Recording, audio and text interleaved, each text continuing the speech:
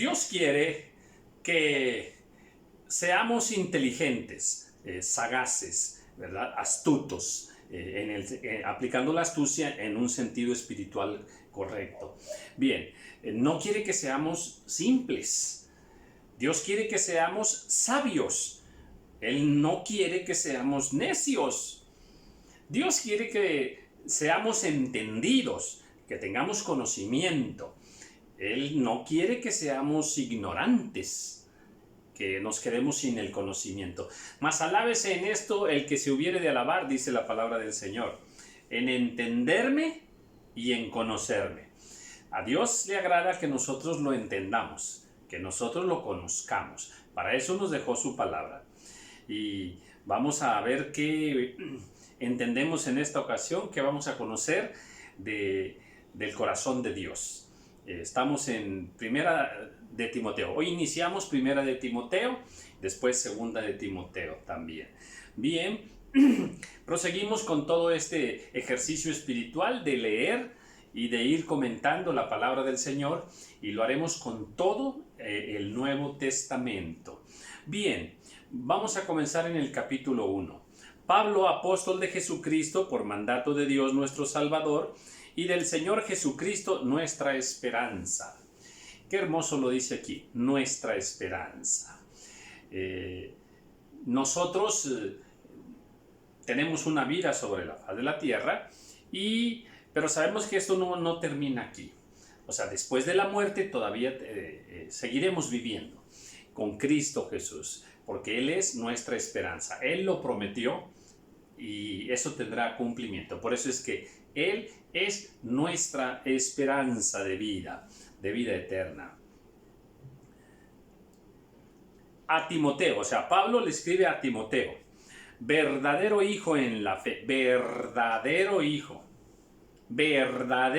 en la fe, porque algunos, ¿verdad?, se dicen hijos de Dios, pero no son verdaderos hijos. ¿Por qué Pablo dice aquí que Timoteo era verdadero hijo? Definitivamente por el testimonio de la vida de Timoteo, que lo que hablaba de Cristo, lo que conocía de Cristo, lo vivía. De tal manera que dice verdadero hijo en la fe. Gracia, misericordia y paz de Dios nuestro Padre y de Cristo Jesús nuestro Señor. Esas tres cosas Pablo les deseaba: que la gracia de Dios, que la misericordia de Dios, que la necesitamos mucho, ¿verdad?, y que la paz de Dios estuviera con Timoteo. Le escribe a Timoteo y a la iglesia donde él estaba sirviendo. Como te rogué que te quedases en Éfeso cuando fui a Macedonia, para que mandases a algunos que no enseñen doctrina diferente. Ahí está la labor de un apóstol. Estaba atento a la vida de las iglesias, a el estado espiritual de las iglesias, a la doctrina que se enseñaba en las iglesias, a supervisar la vida espiritual de quienes, de los siervos que estaban en esas iglesias, siervos que él muchas veces los había instalado, ¿verdad?, como los siervos que iban a estar dirigiendo la vida de aquella congregación. Ni presten atención a fábulas y genealogías interminables que acarrean disputas, más bien que edificación de Dios, que es por fe.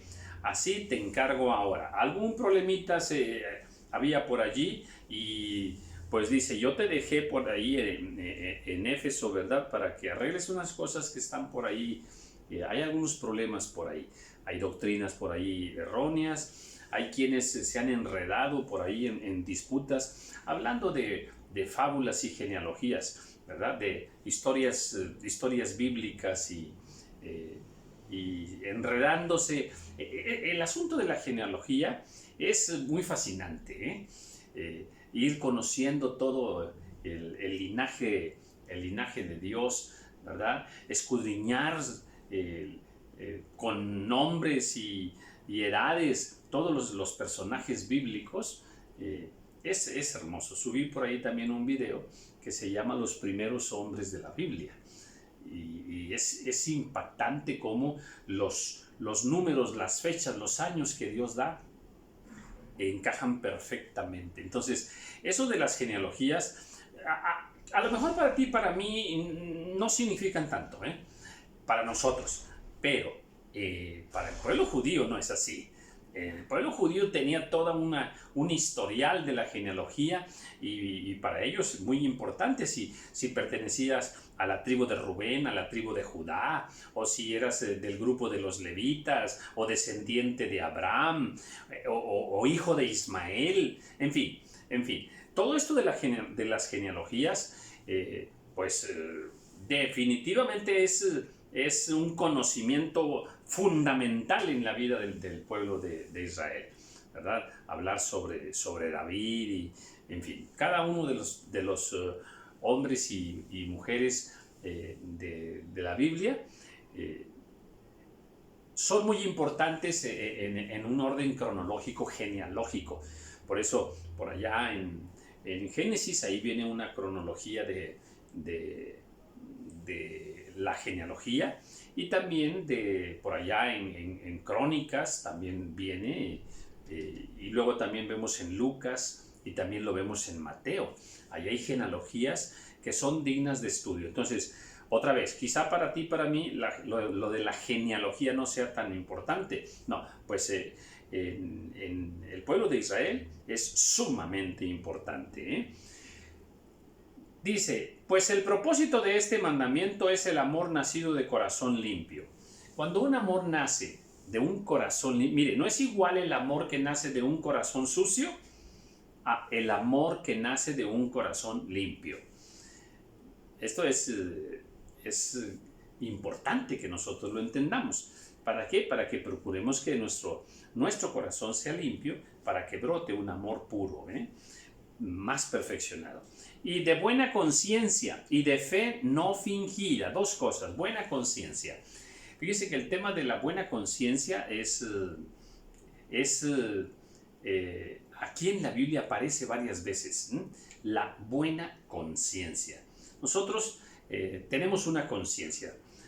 Yo no me he puesto todavía a estudiar dónde está la conciencia, de qué se trata, en fin. Pero es un tema para estudiarse. Pero bueno, Dios quiere que tengamos buena conciencia. Limpia conciencia, dicen otras escrituras, ¿verdad? Y procurémoslo. O sea, que no nos redarguya nuestra conciencia, ¿verdad? De cuando andamos entre frío y caliente, ¿verdad? O si hacemos unas cosas que pareciera que están bien, pero luego no están bien de acuerdo al precepto de Dios, y entonces pues nuestra conciencia por ahí dice la escritura que nos acusa o nos defiende. Entonces, por algo Dios nos dio una conciencia. Bueno, Él quiere que nuestra conciencia esté limpia, que nuestra conciencia esté en paz, sea una buena conciencia. Y de fe no fingida, la fe. ¿La fe se puede fingir? Sí. ¿El amor se puede fingir? Sí. Entonces aquí nos dice que la fe que nosotros tenemos que procurar debe ser una fe no fingida. Y bueno, es que Dios sí, Él sí se da cuenta cuando nuestra fe no es totalmente sincera, sino que escondemos por ahí algunas malas intenciones. Entonces, que Dios nos ayude a tener una fe que no sea fingida. De las cuales cosas, desviándose algunos, se apartaron a vana palabrería, queriendo ser doctores de la ley, sin entender lo que hablan ni lo que afirman. ¡Ay! Dice que hay quienes hasta se creen doctores de la ley, maestros de la ley, ¿verdad? Y ruego al Señor que yo no esté en esa lista, ¿verdad?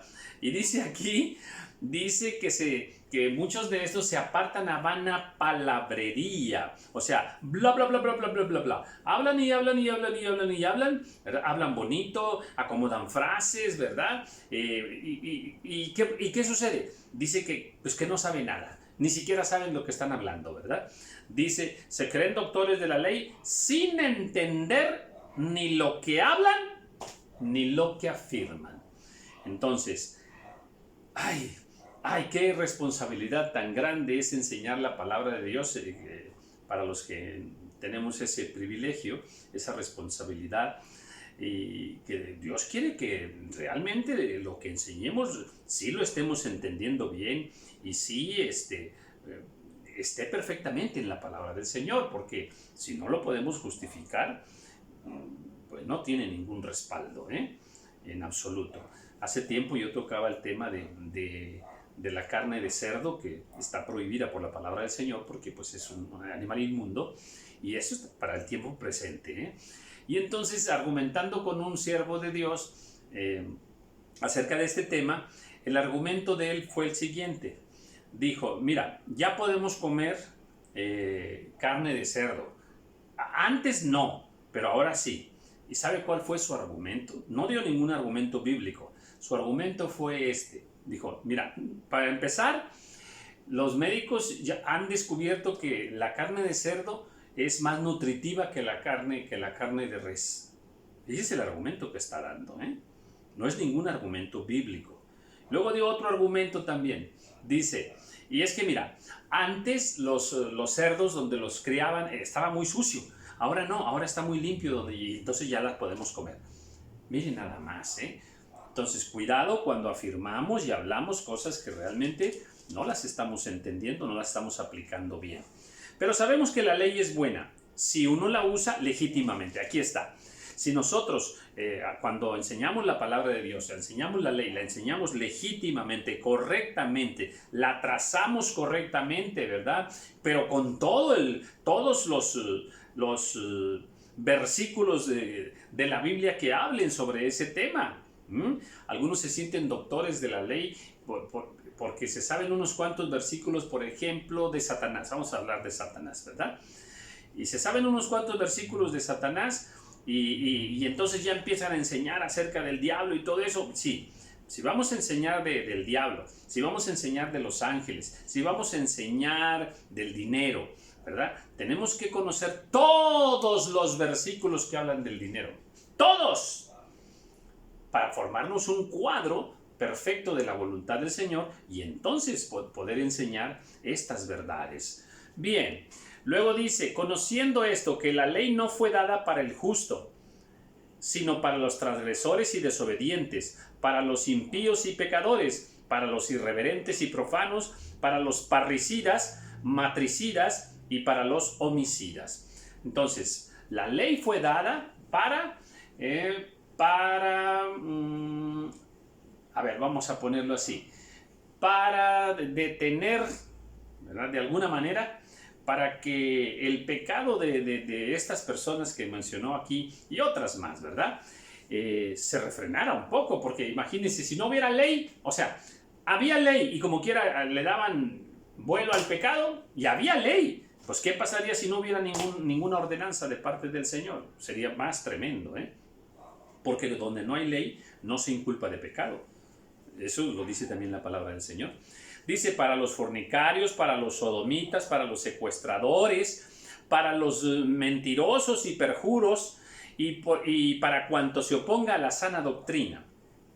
Aquí nos envolvió a todos, según el glorioso evangelio del Dios bendito que a mí me ha sido encomendado. Bien. Doy gracias al que me fortaleció, a Cristo Jesús Señor nuestro, porque me tuvo por fiel poniéndome en el ministerio. Un requisito que Dios demanda cuando nos da una responsabilidad, un ministerio, que nos mantengamos fieles a ese llamamiento, a ese llamado de parte del Señor. Pero, habiendo yo sido antes blasfemo, perseguidor e injuriador, mas fui recibido a misericordia porque lo hice por ignorancia, en incredulidad. Bueno, aquí él revela Pablo cómo era su vida antes. Era un tremendo. Pablo era tremendo. Es Saulo, vamos a decirlo así. Pero dice que aunque él era todo eso, Dios tuvo misericordia. También por una razón. Dice que porque lo que hizo, lo hizo en ignorancia. O sea, él todavía no sabía nada del Señor Jesús. No sabía nada del Evangelio. Todas las maldades que andaba haciendo, al menos en contra de los creyentes, de los discípulos, pues era porque él todavía, en él había mucha ignorancia. Y algo más. Había ignorancia también por su incredulidad. Él no creía, ¿verdad? como ya después de que él tiene el encuentro con el Señor y entonces él ya creyó. Dice, pero la gracia de nuestro Señor fue más abundante con la fe y el amor que es en Cristo Jesús. Fíjense bien, él dice, yo era muy pecador. Bueno, pues como yo era muy pecador, Dios derramó en mí mucha gracia. O sea, cuando uno es poquito pecador, pues con poquita gracia ya uno vuelve en sí, ¿verdad? Alcanza la misericordia. Pero como este era muy malvado, muy tremendo, pues Dios tuvo que abundar mucha misericordia para poder rescatarlo, ¿verdad? Es lo que nos está diciendo.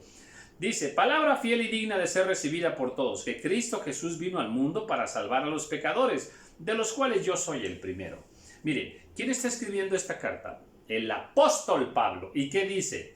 Que de los pecadores, no, fíjense, no dice, yo fui pecador. No dice, yo fui el primer pecador. No lo dice así. Dice que Cristo Jesús vino al mundo para salvar a los pecadores y luego dice, de los cuales yo soy ahorita, en este momento, en este tiempo, dices, soy el primer pecador. Nunca quitó de su corazón el apóstol Pablo ese sentimiento, esa visión, ese entendimiento de saber que somos pecadores. Tú que me estás viendo en este momento, eres pecadora. Tu hermano también eres pecador. Yo que estoy enseñando, también soy pecador. Ya no me gozo en el pecado, ya no practico el pecado, pero sigo pecando. Yo sigo pecando. Todos los días yo sigo pecando. Entonces somos pecadores, pero lavados con la sangre de Cristo. Pero bueno, pues nunca perdamos de vista esto, Pero por esto fui recibido a misericordia, para que Jesucristo mostrase en mí, el primero, toda su clemencia, para ejemplo de los que habrían de creer en él para vida eterna. Mire qué hermoso plan. Pablo era un maldito, era un tremendo, ¿verdad? Y bueno, pues la misericordia de Dios lo alcanzó. Y Dios lo hizo así, para que la gente dijera, pues si Dios pudo salvar a este bárbaro, a este arrastrado, a este maldito, ¿verdad? Si Dios pudo salvarlo a él, ¿verdad? Pues también puede salvarme a mí, que no soy tan tremendo como ese Saulo, ¿verdad? Y bueno, mire qué hermoso es el plan de Dios. Por tanto, al Rey de los siglos, inmortal, invisible, al único y sabio Dios, sea honor y gloria por los siglos de los siglos. Amén. Aquí hay una hermosa alabanza, ¿verdad? Cuando tú estés por ahí orando, yo cuando oro uso este tipo de expresiones que las dice David, que las dice Pablo, ¿verdad? Que las dice Daniel, están ahí en la palabra del Señor. Y estas expresiones son muy intensas en cuanto al conocimiento del Señor. Al Rey de los siglos, inmortal, invisible, al único y sabio Dios, sea honor y gloria por los siglos de los siglos. Amén. Él es el único sabio y es el único Dios. Este mandamiento, hijo Timoteo, te encargo, para que conforme a las profecías que se hicieron antes en cuanto a ti, milites por ellas la buena milicia. Mire, se hicieron profecías, se le profetizó a Timoteo y se le dijo, esto así será contigo. No nos revela qué se le dijo, ¿verdad? Pero Pablo le dice, acuérdate que se hicieron unas profecías respecto a tu vida, respecto a tu ministerio, ¿verdad? Pero pues milita por ellas, o sea, trabaja en ellas. Entonces, si se ha dado una profecía acerca de tu vida, acerca de uno de tus hijos, acerca de tus padres o acerca de ti mismo, ¿verdad? O ti misma, bien, pues trata de vivir de acuerdo a esa profecía que se te dio, ¿verdad? Si le creíste a Dios en aquel tiempo, pues prepárate para hacer aquello que se te profetizó. Entonces, eso es lo que le está pidiendo aquí, ¿verdad? Dice, manteniendo la fe y buena conciencia. Nuevamente, la buena conciencia. Mantén la buena conciencia, o sea, limpia constantemente tu conciencia. Dice, desechando la cual, naufragaron en cuanto a la fe algunos. Cuando desechamos la fe y desechamos la buena conciencia, entonces vamos a naufragar en cuanto a la fe. Estamos en peligro. de los cuales son Himeneo y Alejandro, a quienes entregué a Satanás para que aprendan a no blasfemar. Interesante este pasaje, ¿verdad? Habla de dos personajes, Himeneo y Alejandro. ¿Qué tuvo que hacer aquí? Dice Pablo. Dice, los entregué a Satanás para que aprendan a no blasfemar. Esta escritura que está aquí, poco podemos armonizarla con otras. O sea, ¿qué quiso decir exactamente con que los entregué a Satanás? ¿Será que los echó fuera de la iglesia de alguna manera? O sea, fuera de aquí, ya no vengan más a esta iglesia, ¿verdad? ¿Qué exactamente quiso decir? Hay muy poca revelación al respecto, pero bueno, pues de alguna manera pudiéramos decir que los expulsó. Eso yo ahorita lo estoy comentando, ¿verdad? No tenemos un versículo para decirlo de esa manera, ¿verdad? De alguna manera como que pues los expulsó del camino, ¿verdad? Al menos en las iglesias que el apóstol Pablo dirigía, gobernaba. Yo creo que fueron algunos casos muy tremendos, ¿verdad? Que una vez que Pablo los juzgó y los analizó, pues merecían ser condenados. Condenados en el sentido de alguna expulsión o de alguna amonestación. No tenemos más argumentos para decir exactamente qué, ¿verdad? Hay otro pasaje paralelo, ¿verdad? También, pero luego lo veremos. Exhorto ante todo que se hagan rogativas, oraciones, peticiones y acciones de gracias por todos los hombres. A ver, dice Pablo, que se hagan rogativas, o sea, ruegos. Oraciones. Un ruego no es lo mismo que una oración. Una oración es todavía una petición más completa, ¿verdad? Más fundamentada, más argumentada, ¿verdad? Peticiones. Bueno, pues normalmente siempre, aquí casi ni merece explicación. Siempre le estamos pidiendo al Señor. Y acciones de gracias, ¿verdad? Bueno, ruegos. Primero le rogamos al Señor, ¿verdad? Y al final, con acciones de gracias. Es todo un proceso, ¿verdad? Así es toda una estructura de oración que debemos aplicarla. Dice, por los reyes y por todos los que están en eminencia, para que vivamos quieta y reposadamente en toda piedad y honestidad. A ver, los gobernantes de nuestras naciones, los gobernantes de nuestra ciudad, necesitan nuestras oraciones. Y una oración que debemos incluir ahí es para que vivamos quieta y reposadamente. Una de las responsabilidades de los gobernantes es que haya paz, que haya tranquilidad en la vida del pueblo, ¿verdad? Que el pueblo esté reposado, esté tranquilo. Eso es importante. Bueno, pues apoyemos nosotros para las tomas de decisiones que ellos tienen que hacer. Eso es lo que nos dice aquí. Y que al vivir de una manera reposada, ¿verdad? Que también haya piedad y honestidad. Dos cosas, piedad. O sea, gente piadosa, gente con temor de Dios y gente con la bondad de Dios. Y que haya mucha honestidad, ¿verdad? En una ciudad, si no hay honestidad, entonces va a haber muchos robos y muchas corrupción, ¿verdad? Muchos van a defraudar unos a otros porque no hay honestidad. Se necesita la honestidad. Entonces, tengámoslo en oración porque la palabra del Señor nos dice que incluyamos esto cuando estemos orando. El cual quiere que todos los hombres, me regreso al 3, porque esto es bueno y agradable delante de Dios nuestro Salvador. Esto es bueno, orar por las autoridades y por lo que dijimos ahorita. El cual quiere que todos los hombres sean salvos y vengan al conocimiento de la verdad. Dios quiere que todos los hombres sean salvos. Otra vez, en el corazón de Dios, Dios quiere que todos los hombres sean salvos. Que todos los hombres vengan al conocimiento de la verdad. La verdad es Cristo Jesús. La verdad es la palabra de Dios. Bueno, Dios quiere que todos los hombres la conozcan. Esa es su perfecta voluntad. Claro que ya la decisión de cada persona, bueno, pues cada quien tomará su propia decisión. Porque hay un solo Dios y un solo mediador entre Dios y los hombres, Jesucristo, hombre. Más claro. nada más hay un Dios, punto. Solo un Dios, no más. Y entre Dios y los hombres nada más está Jesucristo, nadie más, nadie más. Entre Dios y los hombres no hay alguien intermedio más que nuestro Señor Jesucristo.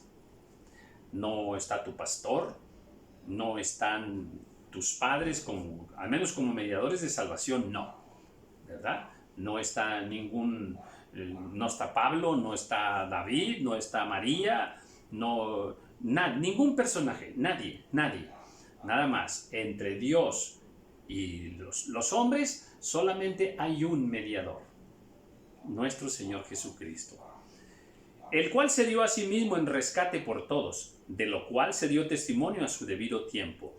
Para esto yo fui constituido predicador y apóstol, digo verdad en Cristo, no miento, y maestro de los gentiles en fe y en verdad.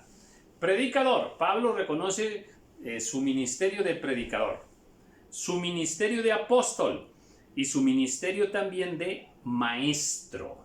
3 ministerios aquí reconoce Pablo en este pasaje, ¿verdad? Y bueno, yo creo que pues en los 3 ministerios creo que tenemos mucho que aprenderle a él, ¿verdad? Cómo enseñó la palabra del Señor, todo el apostolado que hizo en las iglesias.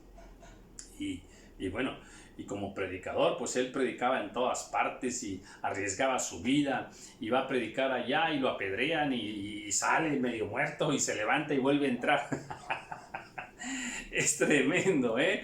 Luego anda en un náufrago, anda como náufrago en el mar, ¿verdad? En ayuno ahí muchos días. Y bueno, tremendo, ¿verdad? Y luego lo meten a la cárcel y con unos reyes y otros reyes, en fin, ¿verdad? Yo creo que un gran ejemplo para nosotros en este tiempo. Quiero pues que los hombres oren en todo lugar, levantando manos santas sin ira ni contienda. A ver, una señal de santidad también es no entrar mucho en iras y en contiendas, ¿eh? Esa es una señal también, ¿verdad? Cuando levantemos nuestras manos al Señor, pues primero también cuidémonos de que no andemos tan rebeldes, tan contaminados del mundo, ¿verdad? Pidamos perdón al Señor, ¿verdad? Y procuremos que levantemos manos santas al Señor, ¿verdad? Y dice, quiero que oren en todo lugar. En todo lugar, o sea, la oración tiene que acompañarnos donde quiera que estemos, a cualquier lugar donde estemos, ¿verdad? Nosotros estemos siempre con una actitud de oración. Asimismo, que las mujeres se atavíen de ropa decorosa, el decoro. Esa ropa decorosa tanto, pues desde modas, los diseños mismos, ¿verdad? Y el decoro en toda su expresión. Con pudor y modestia, 3 palabras muy bellas aquí, ¿verdad? El decoro, el pudor y la modestia. Desde la humildad, ¿verdad? El recato, ¿verdad? Es muy importante, ¿verdad? Entender que, a ver, la carne representa el pecado, la carne, ¿verdad? Y eso viene desde Adán y Eva. En el momento en que pecaron, fue cuando entonces ya se miraron su carne, fue cuando les dio vergüenza. Así el pecado da vergüenza, ¿verdad? Entonces, a ver, estas 3 palabras de decoro, pudor y modestia, debemos darle todavía una gran importancia que ya no les damos, ¿eh? Ya no les damos esa importancia, pero son para un estudio así, nomás, solo para explicar estas 3 palabras, ¿no? Aplicarlas a nuestra vida. Esto es, primeramente aquí está aplicado a las mujeres, empezando por su forma de vestir, ¿verdad? Muchos creen que Dios no se fija en la forma de vestir, están totalmente equivocados. Dios se sigue fijando y sí le importa la manera de vestir del hombre y de la mujer. No con peinado ostentoso, también se fija en nuestro peinado, ¿eh? Ni oro, ni perlas, ni vestidos costosos, ¿verdad? Cuidado con esa presunción de cosas ostentosas y costosas, ¿verdad? Vanas en un momento dado, ¿verdad? Sino con buenas obras, como corresponde a mujeres que profesan piedad, con buenas obras, con buenas obras. ¿Cómo? Eso dice, pues eso conviene a mujeres que profesan piedad. Sí, una mujer piadosa siempre está haciendo buenas obras para la gloria del Señor. La mujer aprende en silencio, con toda sujeción. Dos palabras, ¿verdad? Invita a las mujeres a estar más calladitas, ¿verdad? Y también a estar en sujeción. En este caso, primero que nada, a sus padres, a su marido, ¿verdad? A sus pastores. Porque no permito a la mujer enseñar ni ejercer dominio sobre el hombre, sino estar en silencio. Cómo se entra en conflicto con cosas como estas, ¿verdad? Y son fáciles de entender, pero desde la perspectiva de Dios. Cuando nosotros tratamos de entender versículos como estos desde la perspectiva del mundo, pues nos vamos allá, ¿cómo, verdad? Y aparte, si ya entran ahí los derechos actuales, ¿verdad? El empoderamiento y que si el machismo, que si el feminismo. Cuidado, voy a detenerme aquí, se me ha terminado el tiempo, pero en el próximo estudio voy a comenzar con este versículo. Bien, Dios les bendiga.